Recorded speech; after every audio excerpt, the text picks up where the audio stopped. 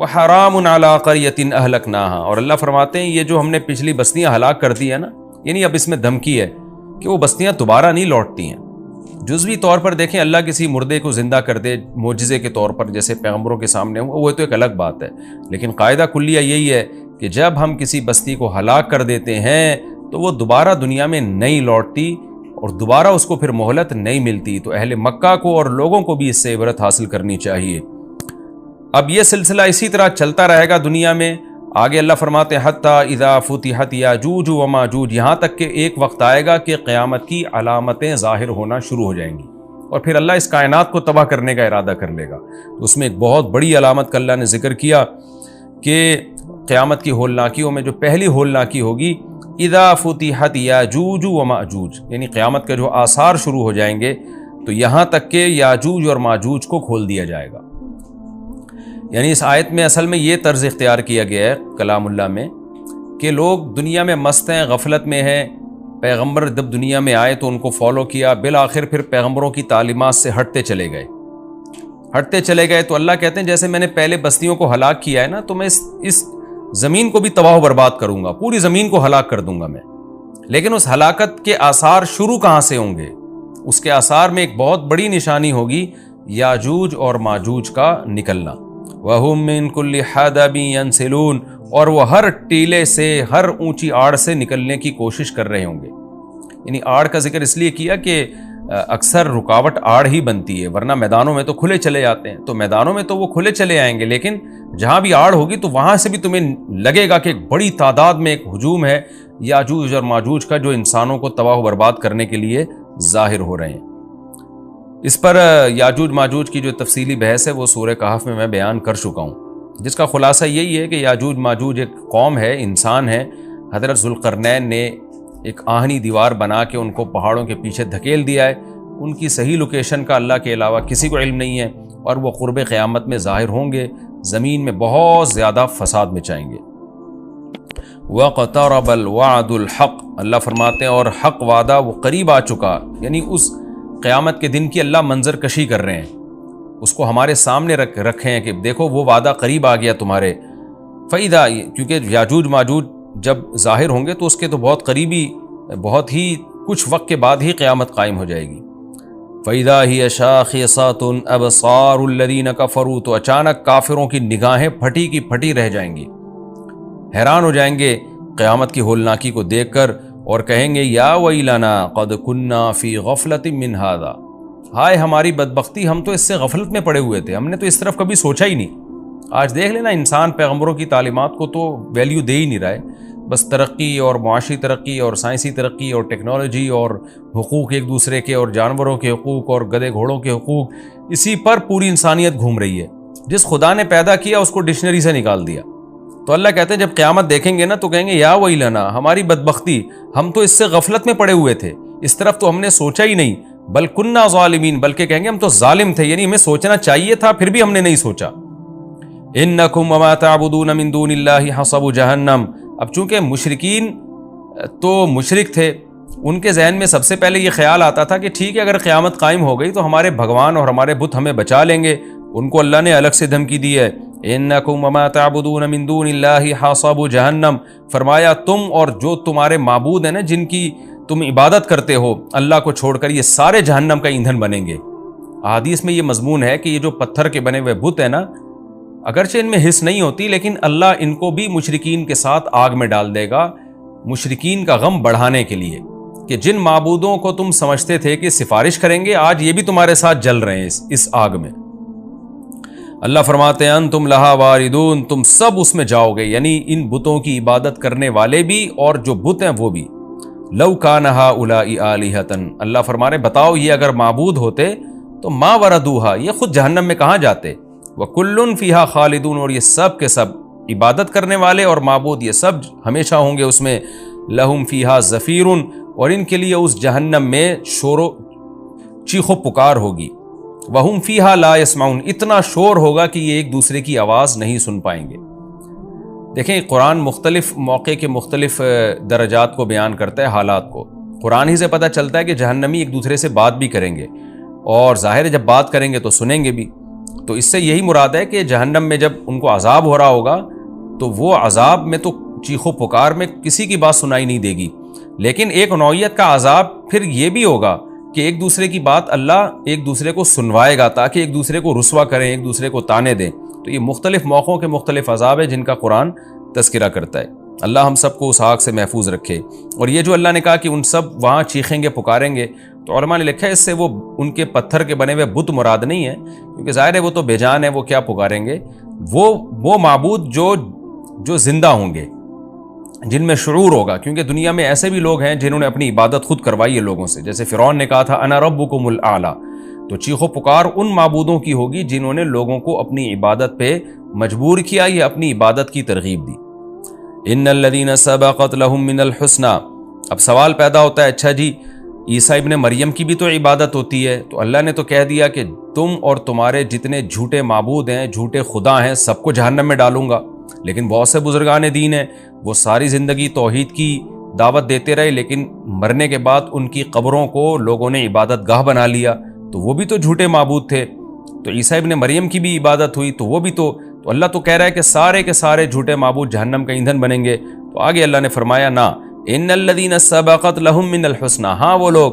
جن کے لیے ہماری طرف سے پہلے ہی ایک اچھا کلمہ لکھا جا چکا ہے، یعنی وہ پہلے ہی سے اچھے لوگ ہیں، ان کے لیے پہلے ہی جنت لکھی جا چکی ہے۔ اولئک عنہا مبعدون، یہ نیک لوگ اس سے دور ہوں گے، کیونکہ انہوں نے خود لوگوں کو اپنی عبادت پہ نہیں لگایا، لوگوں نے ان کے ساتھ زیادتی کی اور ان کو معبود بنا لیا۔ تو جو وہ لوگ جن کے بارے میں اچھی بات پہلے سبقت کر چکی ہے، اللہ فرماتے ہیں ان کو میں جہنم میں نہیں ڈالوں گا۔ لا يسمعون حسیسہا، وہ تو جہنم کی آہٹ بھی نہیں سنیں گے۔ علماء نے لکھا ہے اس سے مراد ہے جنت میں جانے کے بعد، کیونکہ حساب و کتاب میں جہنم کے پل سے ہر ایک کو گزارا جائے گا، اس میں تمام پیغمبر، تمام شہداء، کیونکہ وہ تو سورہ مریم میں اللہ نے بتا دیا وَإِن مِّنكُمْ إِلَّا وَارِدُهَا، تم میں سے ہر شخص جہنم کے پل پہ سے گزرے گا، جس کو پل صراط کہا جاتا ہے۔ لیکن اللہ تعالیٰ جنت میں داخل کرنے کے بعد ان کو جہنم سے دور کر دیں گے اور جہنم کی آہٹ بھی ان کو سنائی نہیں دے گی۔ وَهُمْ فِي مَا اشْتَهَتْ أَنفُسُهُمْ خَالِدُونَ، اللہ فرماتے ہیں جو چاہے گا ان کا دل، ان نعمتوں میں یہ ہمیشہ ہمیشہ رہیں گے۔ لا يحزنهم الفزع الأكبر، اور بڑی گھبراہٹ بھی ان کو غم میں نہیں ڈالے گی۔ بڑی گھبراہٹ وہ ہوگی جو نفحہ اولا، یعنی جب سور پھونکا جائے گا نا، لوگ قبروں سے نکلیں گے، اس وقت بہت زیادہ خوف کا غلبہ ہوگا لوگوں پہ، اور سب اس خوف میں مبتلا ہوں گے، حساب و کتاب کا جو خوف ہوگا۔ تو اللہ فرماتے ہیں یہ بڑی گھبراہٹ اور بڑی جو ایک نفخہ اولا ہے، یہ بھی ان کو غمزدہ نہیں کرے گی۔ لیکن علماء نے لکھا ہے اس سے بھی یہ مراد ہے کہ مستقل طور پہ غمزدہ کرنا،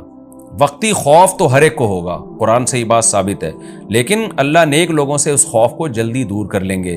اور جو میدان حشر کا جو خوف ہے، جو حقیقی خوف ہے، جو لمبا خوف ہوگا، وہ صرف نافرمانوں کو ہوگا۔ لیکن قرآن و سنت سے یہ بات ثابت ہے کہ ابتدائی مرحلے میں سارے خوف زدہ ہوں گے۔ وَتَتَلَقَّاهُمُ الْمَلَائِكَةُ، اور فرشتے ان سے ملاقاتیں کریں گے، ملاقاتوں کا مطلب مرحبا کہیں گے ان کو، هَذَا يَوْمُكُمْ، اور ان کو خوشی سے فرشتے مبارکباد دیتے ہوئے کہیں گے یہ ہے تمہارا وہ دن الذی کنتم توعدون، جس کا تم سے وعدہ کیا جاتا تھا۔ یوم نطوی السماء کطی السجل للکتب، اللہ فرماتے ہیں ہم آسمان کو، کیونکہ جب پہلا سور پھونکا جائے گا تو ہم آسمان کو ایسے لپیٹ دیں گے جیسے دستاویز کو لکھی ہوئی تحریر کے لیے لپیٹ دیا جاتا ہے۔ کما بدأنا اول خلق نعید، جس طرح ہم نے اول خلق کی ابتدا کی تھی ہم اسی طرح لوٹا دیں گے۔ یعنی انسان حیران ہو رہا ہے نا کہ یہ اللہ تعالیٰ اتنی بڑی بڑی باتیں کر رہا ہے، میں آسمانوں کو لپیٹ دوں گا، میں یوں کر دوں گا، میں کائنات تباہ کر دوں گا، تو یہ کیسے کرے گا؟ اللہ نے فرمایا جیسے پہلی دفعہ کیا تو دوبارہ بھی کر دوں گا میں، میرے لیے کیا مشکل ہے یہ کام۔ وعدن علینا، اور یہ ہم پر وعدہ ہے۔ یہ کیسے چیلنج کر رہا ہے اللہ تعالیٰ، دیکھیں، یعنی انسان کہہ رہا ہے نہیں کچھ ہوگا، یہ سب ایسی باتیں ہو رہی ہیں، اور اللہ کہہ رہا ہے وعدن علینا، میں کر کے دکھاؤں گا یہ۔ انا کننا فاعلین، پھر اللہ نے تاکید کی ہم یہ کام کر کے چھوڑیں گے، لہذا اللہ کو چیلنجز مت دو، اپنے عمل کو ٹھیک کرنے کی کوشش کرو۔ اور اللہ اب مشرکین کو بھی دھمکی دے رہے ہیں کہ صرف دنیا میں نہیں، صرف آخرت میں نہیں، دنیا میں بھی نیک لوگوں کو میں غلبہ دوں گا۔ وَلَقَدْ كَتَبْنَا فِي الزَّبُورِ، ہم نے زبور میں یہ بات لکھ دی تھی، من بعد الذکر، نصیحت کے بعد، کہ ان الارض یرثها عبادی الصالحون، یعنی اللہ نے پہلے نصیحتیں دی، احکام بتائے، اور بتا دیا کہ میرے نیک بندے ہی زمین کے وارث ہوں گے۔ زبور کا تذکرہ شاید اس لیے کیا کہ داؤد علیہ السلام کو اللہ نے زبور دی، اسی میں اللہ نے بتا دیا، اور اللہ نے زبور میں یہ وعدہ جو کیا تھا پورا کر کے بھی دکھایا۔ داؤد اور سلیمان علیہ السلام کی خلافت اللہ نے پوری دنیا پہ قائم کر دی۔ تو اللہ فرماتے ہیں یہ بات ہم نے زبور میں لکھ دی تھی، اور یہ حدیث سے بھی مضمون ثابت ہے کہ جیسے مسلمانوں کا نشأت اولا ہوا، اللہ نے اسلامی خلافت کو دنیا میں قائم کیا، تو حضرت عیسیٰ ابن مریم کے دور میں اللہ دوبارہ کفر پہ اسلام کو غلبہ عطا فرمائے گا، اور یہ زمین کے وارث پھر اہل اسلام ہی بنیں گے۔ اور اگر ہم زمین سے مراد جنت کی زمین مراد لیتے ہیں پھر تو بالکل واضح بات ہے۔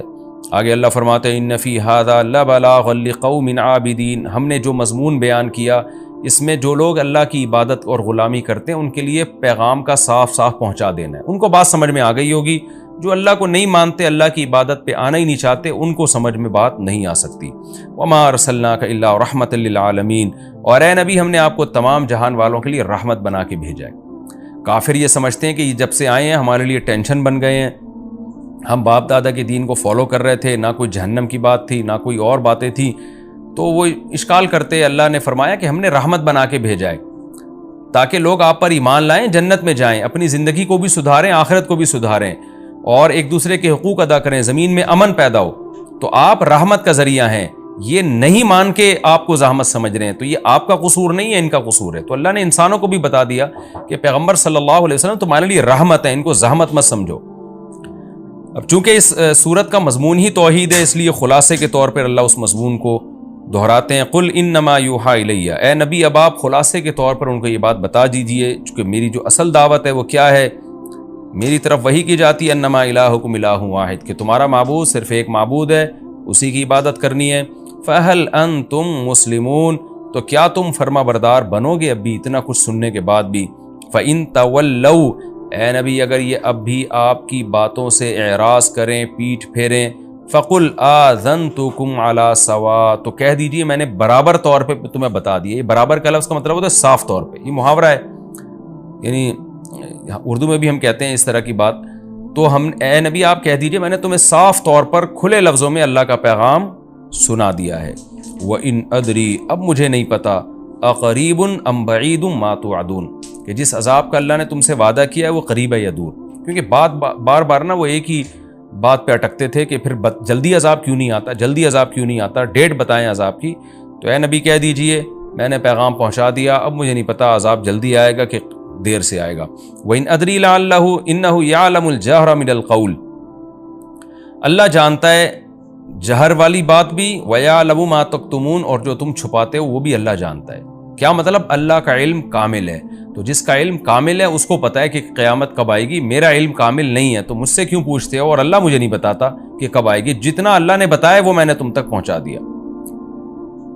وَإِنْ أَدْرِي لَعَلَّهُ فِتْنَةٌ لَكُمْ وَمَتَاعٌ إِلَىٰ حِينٍ، اور پھر آپ صلی اللہ علیہ وسلم نے یہ بتایا کہ مجھے تو یہ بھی علم نہیں ہے کہ اللہ عذاب ٹال کیوں رہا ہے، اس لیے ٹال رہا ہے کہ تمہیں آزمائش میں ڈالنا چاہتا ہے وہ، یا اس لیے ٹال رہا ہے کہ اللہ تمہیں کچھ دن نعمتیں مزید دینا چاہتا ہے۔ یعنی آزمائش تو یہ ہے کہ عذاب ٹلے گا تو تمہاری آزمائش ہوگی، تمہیں غور و فکر کا موقع ملے گا، کچھ لوگ ایمان لائیں گے، کچھ نہیں لے کر آئیں گے، عذاب فوراً آ گیا تو سارے ہی جہنم میں چلے جاؤ گے۔ تو یہ تم پر رحمت بھی ہو سکتی ہے اللہ کی طرف سے کہ مہلت دے رہا ہے، بہت سے ایمان لے آئیں گے، اور یہ بھی ہو سکتا ہے کہ اللہ تمہیں آخرت میں پکڑے گا اور دنیا میں کچھ نعمتیں دینا چاہ رہا ہے۔ یعنی فتنۃ لکم کا مطلب یہ ہوا کہ ہو سکتا ہے آزمائش ہو، کچھ کامیاب ہو جائیں کچھ ناکام ہو جائیں، اور متاع الی حین کا مطلب یہ ہو سکتا ہے کہ اللہ تمہیں فائدہ پہنچانا چاہ رہا ہے کیونکہ آخرت میں تمہارے لیے عذاب ہے۔ تو ان دونوں میں کون سا پہلو اللہ کے سامنے ہے؟ نبی فرما رہے ہیں کہ مجھے معلوم نہیں ہے۔ تو جسے یہ معلوم نہیں کہ عذاب ٹالنے کی ریزن کیا ہے، وہ عذاب کا ٹائم کیسے بتا سکتا ہے؟ پھر آگے اللہ تعالیٰ آخر میں اپنے نبی صلی اللہ علیہ وسلم کے کلام کو نقل کرتے ہیں کہ آپ نے پوری صورت ان مشرکین کو سنائی، پورا توحید کے مضمون سنایا، تو آپ صلی اللہ علیہ وسلم اللہ سے دعا مانگتے تھے کہ اللہ دلائل کی دنیا میں حجت تمام ہو گئی ہے، تو عملی دنیا میں حجت تمام کر دے، تو اسلام کو غلبہ دے دے، ان کو بتا دے کہ یہ لوگ حق پر نہیں ہیں۔ تو اللہ نے نبی کے اس کلام کو ذکر کیا، قال رب احکم بالحق، نبی کہتے ہیں کہ اے اللہ تو حق کے ساتھ فیصلہ کر دے، یعنی پریکٹیکلی عملاً فیصلہ کر دے۔ اور نبی یہ دعائیں بھی مانگتے ہیں، وربنا الرحمن، ہمارا رب رحمان ہے، رحم کرنے والا ہے، المستعان، اسی سے مدد طلب کی جاتی ہے، علی ما تصفون، ان باتوں پر جو تم لوگ کرتے ہو، یعنی تم جو اعتراضات کر کے مجھے تکلیف پہنچا رہے ہو تو میں مدد اللہ ہی سے طلب کرتا ہوں۔ تو یہ تسلی کے دو جملے ہیں جو اللہ کی طرف سے کہ باقی اللہ نے عملی فیصلہ کیا، پھر بدر میں کیا، احد میں کیا، اور پھر خندق میں کیا، فتح مکہ میں کیا، لیکن نبی صلی اللہ علیہ وسلم شروع سے ہی یہ دعائیں مانگتے آ رہے تھے۔ اس میں ہمیں بھی ترغیب ہے کہ جب ہم دعوت کا کام کریں تو اللہ سے یہ دعائیں مانگا کریں کہ اللہ تو حق کا فیصلہ کر اور تجھی سے ہم مدد طلب کریں گے۔ اور یہ بات آپ مشرکین کو بتا بھی دیں کہ ہم اللہ ہی سے دعا مانگتے ہیں، اور ہم تم جو ہمیں مشکلات میں ڈال رہے ہو، ہم اس میں اللہ سے مدد طلب کرتے ہیں۔ ظاہر ہے جو اللہ پہ اعتماد کر کے اللہ سے مدد طلب کرے گا تو پلڑا بالآخر اسی کا بھاری رہے گا، فتح اور نصرت اسی کے مقدر میں آئے گی۔ یہ بھی ہمارا رکوع الحمدللہ کمپلیٹ ہو گیا۔ اس رکوع میں بھی اللہ نے بہت اہم مضامین کو بیان کیا۔ ایک تو یہ کہ نیک اعمال پہ ایمان کے ساتھ نیک اعمال قابل قبول ہیں، بستیوں کو اللہ ہلاک کر دیتے ہیں، دوبارہ زندہ نہیں کرتے اللہ ان بستیوں کو، اور نام و نشان مٹ جاتا ہے ان بستیوں کا۔